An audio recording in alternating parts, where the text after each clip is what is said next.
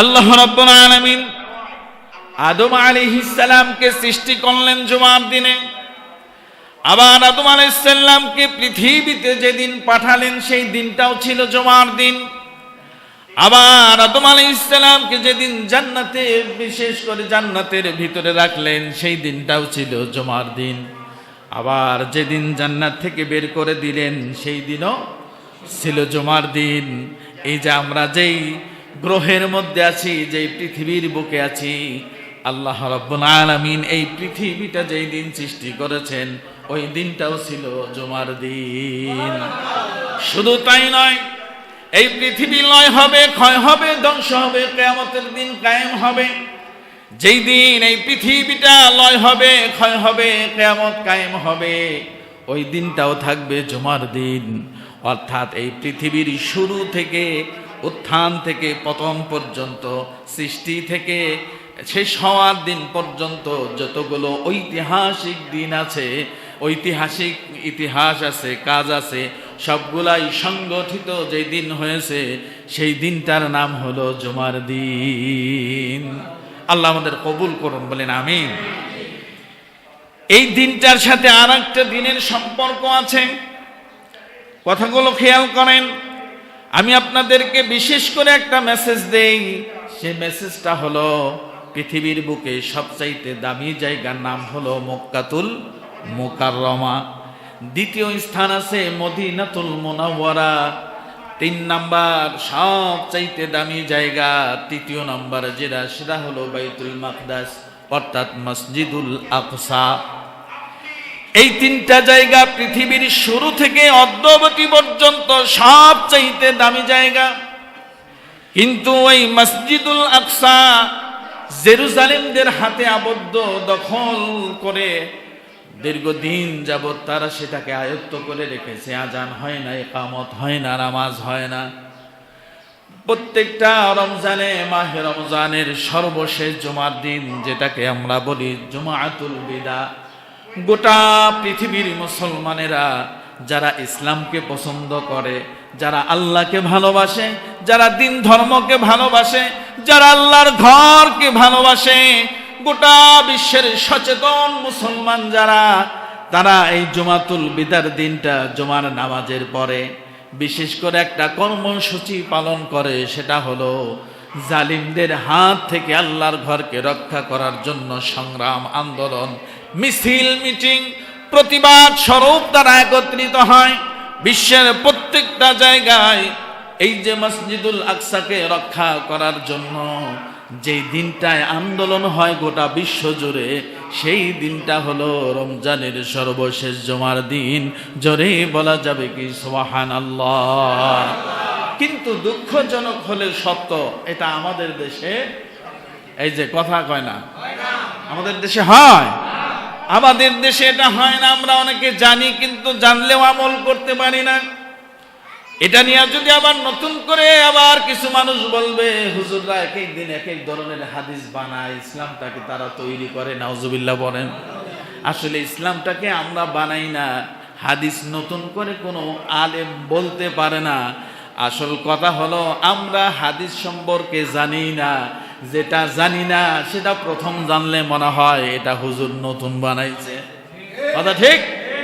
আমার প্রিয় ভাইয়ের, এই জন্য খেয়াল করতে হবে, আমরা যদিও রাজপথে না দাঁড়াতে পারি, আমরা সম্মিলিতভাবে মসজিদে জুমার নামাজ শেষ করে মসজিদুল আকসার জন্য দোয়া করতে পারি।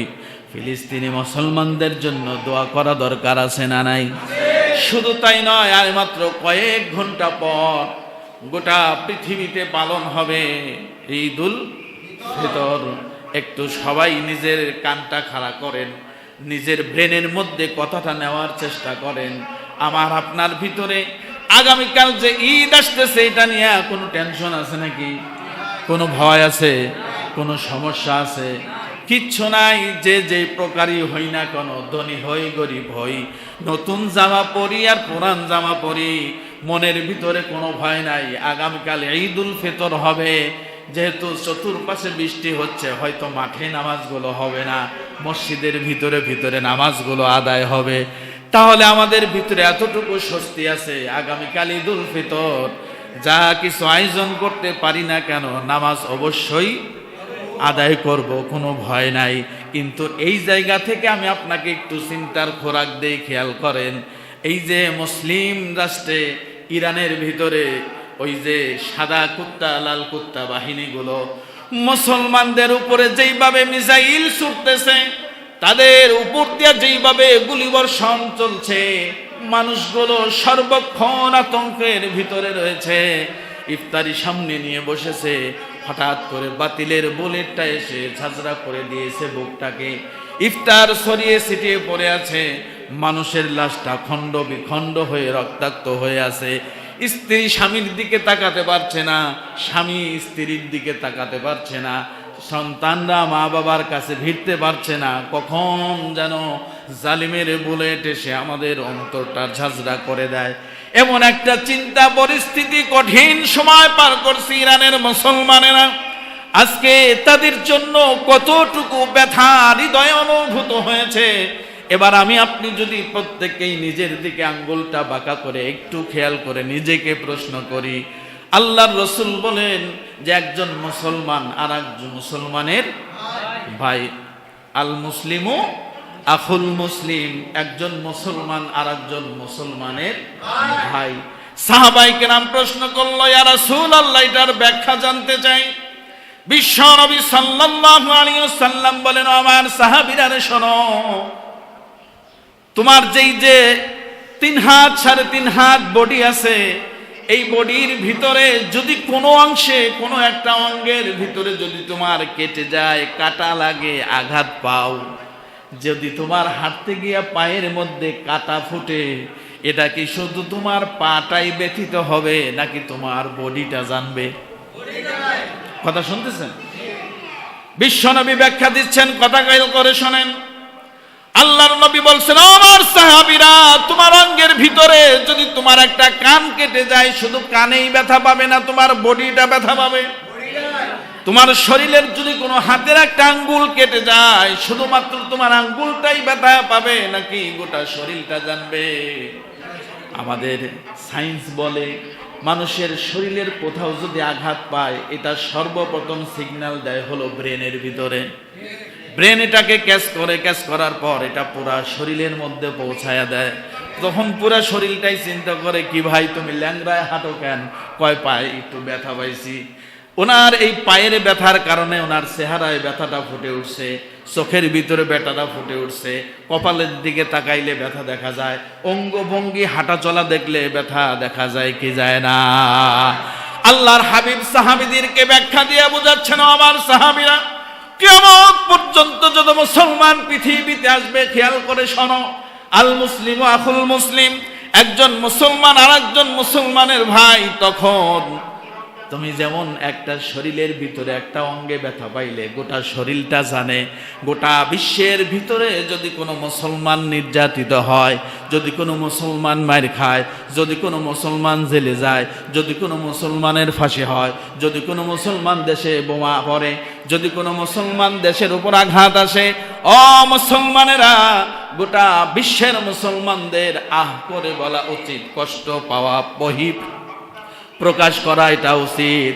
যেমন করে তোমার একটু আঘাত লাগলে পুরা শরীরটা, যদি মাথায় কপালে কোনো ইটের গুতা লাগে, কেউ যদি ঢিল ছড়ে কপালে হাত দিয়া মাটিতে, কথা কয় না, মাটির মধ্যে বসে বলে, কেউ বলে ও মাগো, কেউ বলে ও আল্লাহ, যার যেটা অভ্যাস সেই সেটা মুখ দিয়ে উচ্চারণ করে ব্যথা প্রকাশ করে।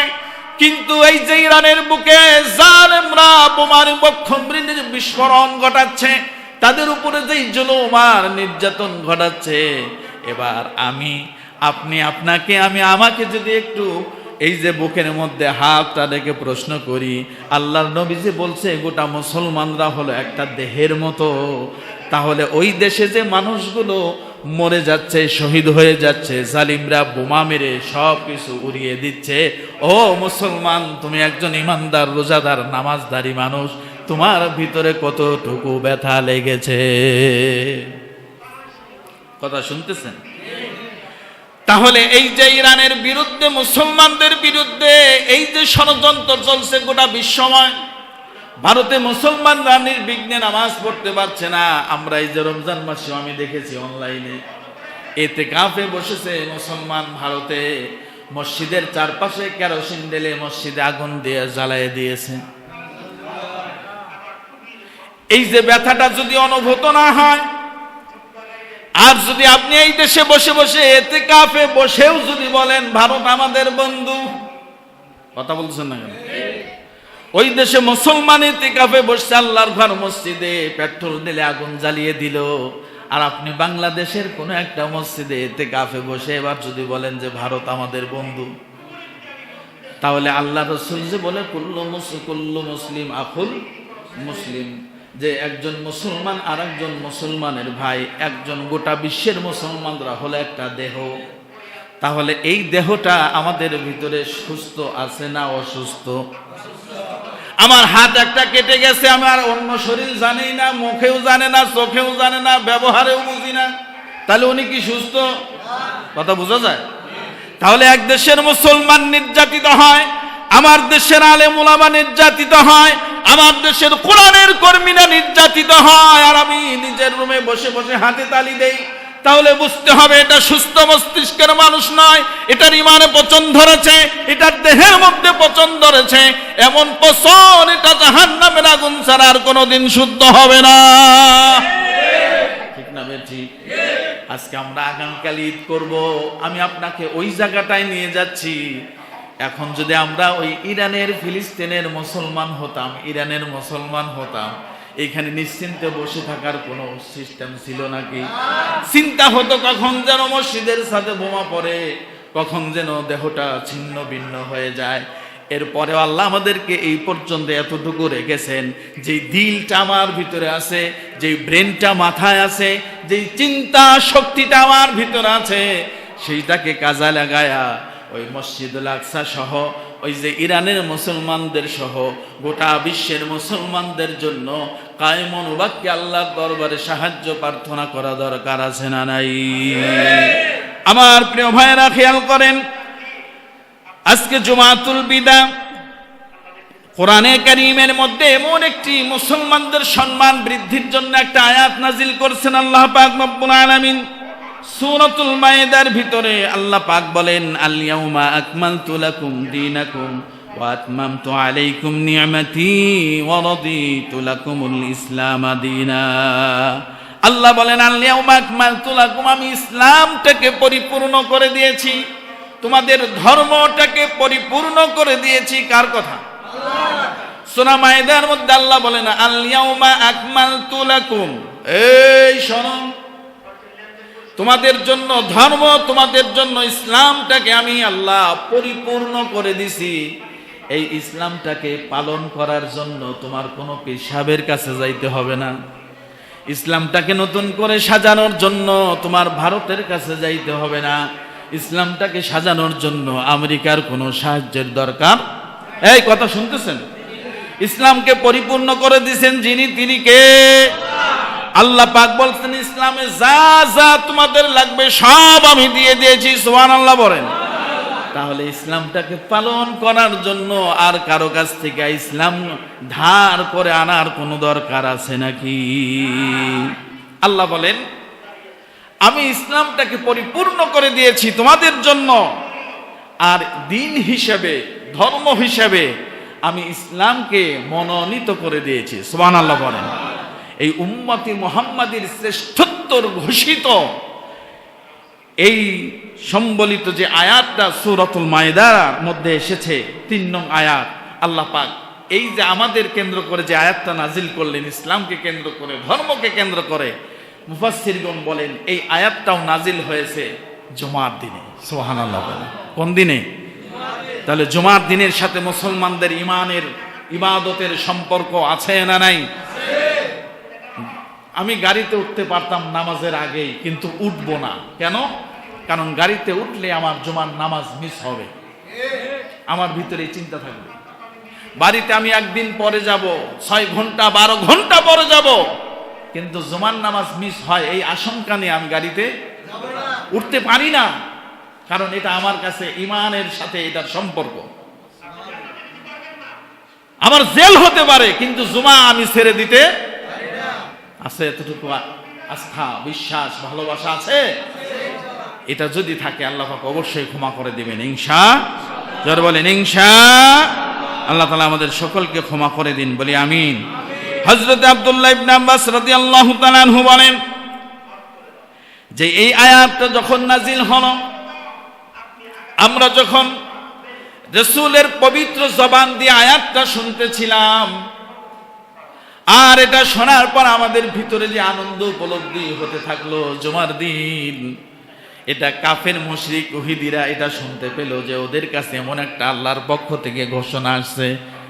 যেমন হিন্দুরা যেই ধর্ম পালন করে, এটা কিন্তু ওরা উপর দিয়ে পালন করে, 100% গ্যারান্টি দিয়ে কোনো ঠাকুর বলতে, খ্রিস্টানরা বলতে পারে না। কিন্তু কোরআন এমন একটা কিতাব, দেখবেন সবাই এটার মর্ম বুঝে, কিন্তু বোঝার পরে উপর দিয়া বিরোধিতা করে শুধুমাত্র নিজের স্বার্থ হাসিল করার জন্য। আপনি কি মনে করছেন আবু জাহেল কোরআন বোঝে নাই? ও তো খালি, আমরা তো এটা অর্থ বুঝি না, আর আবু জাহেল অর্থ সহ বুঝে, শানে নজুল জানে, ব্যাখ্যা জানে, তরজমা জানে, তাফসির জানে। আবু জাহেল যাইনাও চিন্তা করে মুহাম্মাদের মতো একজন মানুষকে নেতা মানতে হবে, তাহলে তো আমার সিট থাকে না, আমার গদি। কথা বোঝেন নাই মনে হয়? মুহাম্মদ একটা এতিম পোলা, পাঞ্জাবি পরে, টুপি পরে, সুন্নতি লেবাস, ওরের যে নেতা মানলে কেমন দেখা যায়, বিষয়টা বুঝতে পারছেন? তার মানে কি আবু জাহেল কোরআন বোঝে না? বোঝে। কাফেররা কোরআন বোঝে না, ইহুদিরা কোরআন বোঝে না। মুসলমান কোরআন না বুঝলেও কাফের মুশরিক ইহুদিরা কোরআন রিসার্চ করে। ওদের হয়তো বাহিরে কোনো সাইনবোর্ড থাকে না, গোপনীয় ভাবে ওদেরকে আলাদাভাবে কোরআনের বিরোধিতা করার জন্য কোরআনের তাফসীর ওরা ওদের সন্তানকে শিখায়। আর আমরা কোরআনের পক্ষে থাকার জন্য কোরআন শিখতে কত দুঃখ আমাদের। আব্দুল্লাহ ইবনে আব্বাস জলিলুল কদর, শাইখুল মুফাসসির, সবচেয়ে বড় মুফাসসির আব্দুল্লাহ ইবনে আব্বাস রাদিয়াল্লাহু তাআলা আনহু বলেন, যেদিন এই আয়াতটা নাজিল হলো, শুনতেছেন কথা, কাফের মুশরিকরা বলে, ও আব্দুল্লাহ ইবনে আব্বাস, তোমাদের ধর্মের ব্যাপারে, মুসলমানদের ব্যাপারে আল্লাহ যে সুন্দর একটা আয়াত কারিমা নাজিল করেছে, ইহুদি পণ্ডিত বলতেছে যদি এমন একটা কথা আল্লাহর পক্ষ থেকে, আসমান থেকে যদি আমাদের ইহুদি ধর্মের উপরে আসতো, তাহলে এই দিনটাকে আমরা ঈদের দিন হিসাবে ঘোষণা দিতাম। আল্লাহ তাআলা এই আয়াতটা নাজিল করছেন দুইটা ঈদের দিনে। আশ্চর্য হইলেন যে দুই ঈদ একসাথে কেমনে হয়? একটা হলো জুমার দিন, মুসলমানদের ছোট ঈদ, আর একটা হলো ইয়াউমুল আরাফা, আরাফার দিন, মুসলমানদের কাছে মর্যাদা কম না বেশি? এই দুইটা দিন ওই একদিন ছিল। আল্লাহ রাব্বুল আলামিন এই দিনের ভিতরে আল্লাহ এমন একটা মুসলমানদের প্রশংসা জনিত, ইসলামকে সমুন্নত একটা ধর্ম প্রচার করার জন্য আল্লাহ পাক নিজে যখন এই আয়াতটা নাজিল করলেন, ইহুদি কাফেররা পর্যন্ত আফসোস করে বলতো, আহারে এই আয়াতটা যদি আমাদের উপরে নাজিল হতো, তাহলে আমরা ওই দিনটাকে ঈদের দিন হিসাবে পালন করতাম। এটা দিছেন কাদেরকে? মুসলমানদেরকে। বলেন নাই যে এপাশে হাত রেখে বলেন আমাদেরকে। কাদেরকে? জোরে বলেন আলহামদুলিল্লাহ। আল্লাহ পাক আমাদেরকে ইসলামের জন্য কবুল করুন, মুসলমানদের পক্ষে থেকে, মুসলমানদের কল্যাণে থেকে আমাদেরকে কাজ করার তৌফিক দান করুন, বলেন আমিন। আমার প্রিয় ভাইয়েরা খেয়াল করেন, মোট কথা সাধারণভাবে জুমার দিনের মর্যাদা আল্লাহ পাকের কাছে বেশি। একটু এদিকে তাকান, আজকে রমজান শেষের দিকে বলতে আজকে শেষ, কারণ আরবি মাস 30 তারিখের বেশি হয় না। আল্লাহ পাকের কাছে আবারও শুকরিয়া যে আল্লাহ 30টা রোজা পূরণ করার তৌফিক দিয়েছেন, আলহামদুলিল্লাহ। এরপরে আসছে আগামীতে ঈদ। এই ঈদটা হলো যারা রোজাদার তাদের পুরস্কার পাওয়ার দিন। কিসের দিন? কষ্ট করে একটা ছাত্র 10 বছর লেখাপড়া করার পর এসএসসি পরীক্ষা দেয়, তাই না? এসএসসি পরীক্ষা দেওয়ার পর আশায় থাকে, কখনো 1.5 মাস, কখনো 2 মাস, কখনো 3 মাস পরে রেজাল্ট যখন আউট হয়, ও শুধু সুবহানাল্লাহ জপতে থাকে। আল্লাহ রেজাল্টটা কি করে দিও, ভালো করে দিও, দোয়া করতে থাকে, সবার কাছে দোয়া চাইতে থাকে। আর যেদিন শুনে আজকে রেজাল্ট আউট হবে, পাবলিশড হবে, তখন যিনি ভালো ছাত্র তো এমনিতেই বুঝে যা যাই কিছু হোক ফেল তো আর করবো, ওর ভিতরে একটা আনন্দ আছে না নাই? ওর আগের থেকেই খুশি খুশি, ওর চেহারা দেখলে বোঝা যায়। এতটুকু দুঃখ পায়, ও গোল্ডেন প্লাস পাওয়ার কথা ছিল, এ গ্রেড পাইছে, এই জন্য একটু মন খারাপ থাকলেও যিনি ভালো ছাত্র ও বোঝে যে আগামীকাল আমাদের শুভ দিন। আর ওই পুরস্কারটা যদি স্বয়ং যিনি এই দেশের প্রাইম মিনিস্টার তিনি যদি নিজ হাতে রেজাল্ট কার্ড অথবা কোনো পুরস্কার দেন, বলেন তার চাইতে সুখী সম্মানী মানুষ বাংলার জমিনে আর কেউ আছে নাকি? অথচ আল্লাহ পাক বলেন পৃথিবীর কোনো প্রাইম মিনিস্টার নয়, গোটা বিশ্বের কোনো রাজা নয়, বিশ্বের কোনো ঠাকুরের কাছ থেকে নয়, আল্লাহ রাব্বুল আলামিন বলেন আস-সাওমুলি ওয়া নাজজি বিহি, রোজা আমার, আর যারা রোজা রেখেছ পুরস্কারটা আমি নিজ হাতে দেব। আর এই পুরস্কার পাওয়ার দিনটা হলো ঈদুল ফিতরের দিন। জোরে বলা যাবে কি সুবহানাল্লাহ? ঈদের আলোচনা আল্লাহ বাঁচাইলে আরেকদিন শুনবো ইনশাআল্লাহ। তবে ঈদটা কিন্তু সবার জন্য, ঈদটা কি সবার জন্য, সমস্ত মুসলমানের জন্য, ছোট বড়, ধনী গরিব, কালো সাদা, উঁচা নিচা, সবার জন্য কি? তার মানে ঈদের দিনটা আসছে সবাই যেন আনন্দ উপভোগ করতে পারে। কিন্তু আমাদের সমাজে তো এটা হয় না, সবাই আনন্দ করতে পারে না। কিছু মানুষ আছে, আমাদের কারো কাছে হয়তো বা ঈদ আসে আনন্দের উচ্ছ্বাস নিয়ে, আবার সমাজে কিছু মানুষ আছে যাদের কাছে ঈদ আসে দুঃখের দীর্ঘ শ্বাস হয়ে। আছে না? কত বাবা এরকম আছে সন্তানকে নতুন পোশাক কিনে দিতে পারে নাই, কত স্বামী আছে তার স্ত্রীকে একটা নতুন জামা কিনে দিতে পারে নাই, শাড়ি দিতে পারে নাই, কত স্বামী আছে এখনো ছুটি পায় নাই, হয়তো বা ঈদের এক সপ্তাহ পর পর্যন্ত ছুটি, আর কথা কয় না, ছুটি পাবে না।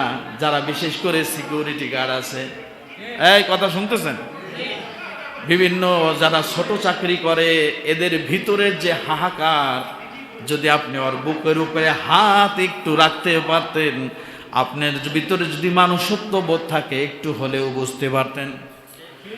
কত সন্তান আছে বাবার চেহারা দেখে না, মায়ের চেহারা দেখতে পাবে না।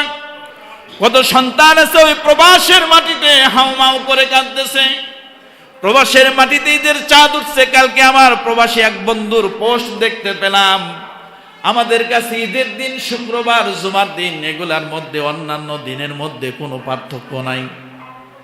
উনি বলতেছে, একটা পোস্ট করছে, এরপরেও আমি মুসলমান, ঈদের দিন ভালো কিছু খাওয়া এটা আল্লাহর পক্ষ থেকে উপহার। একটু গোশ কিনছে, সেমাই কিনছে, মিষ্টি কিনছে, বিভিন্ন বাজার সদাই করছে।